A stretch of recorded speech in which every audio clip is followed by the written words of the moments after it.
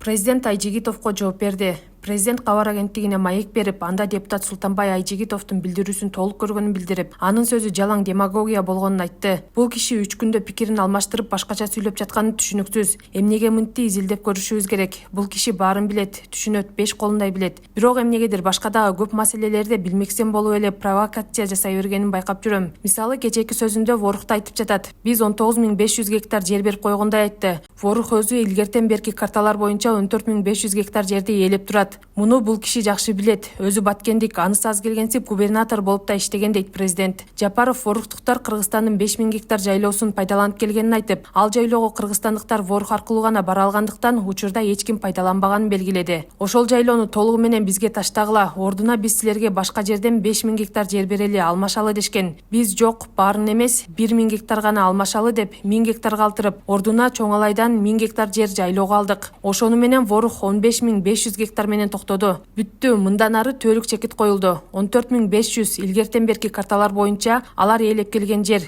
Муну билип туруп депутат манипуляция кылып жатат дейт өлкө башчы. Ошондой эле Жапаров Достук айылы Ворухка дарбаза эместигин айтты. Ворух каякта дагы Достук айылы каякта, экөө эки башка жактарда турат. Ворухка Аксай айылы дарбаза болуп турат. Мунун баарын бул киши 5 колундай билет. Эки тарап стратегиялык максатты көздөп алмашууларды кылган жокпуз. Кайсы жерде дайыма чыр-чатактар чыгып келип жаткан жерлерди алмаштык дейт президент. Ошондой эле анклав же шахматтын тактасындай жайгашып калган, же чек арага чапташып турган айылдар алмашылганын белгилеп, тажик деле өз бийлигин сындап жатканын айтты. Депутаттын келишим мөөнөтсүз баш тартууга болбойт деп тура эмес кылышкан деген сөзүнө мындай деп жооп берди. Бул кишинин ою боюнча ар жыл сайын кайрадан жер талашып, согушуп, атышып турушубуз керекпи? Чек ара түбөлүккө чечилди. Бүттү, эки тараптын кызыкчылыгы тең, теңме-тең болуп чекит коюлду. Президент чек ара боюнча иштер аяктагандан кийин айтыла турган маалыматтар бар экендигин айтып, ошондо биздин ишибизге 5 деген баа берилерине бөркүмдөй ишенем деп сөзүн жыйынтыктады Садыр Жапаров. 5-марта Жогорку кеңештин жыйынында депутат Султанбай Айжигитов кыргыз-тажик чек арасы боюнча келишимдин айрым бөлүктөрүнө сын айткан. Айрыкча Достук айылын Тажикстанга берип, башка жактан жер алуу стратегиялык жактан ката деген. Ал муну менен Ворух анклавына коридор берилип жатканын айткан. Айжигитов сөзүн жыйынтыктагандан кийин бир топ депутат келишимди коргоп чыккан. Ал эми Ыйман Нуров фракциясы чукул жыйын өткөрүп, Айжигитовду фракциядан чыгарган.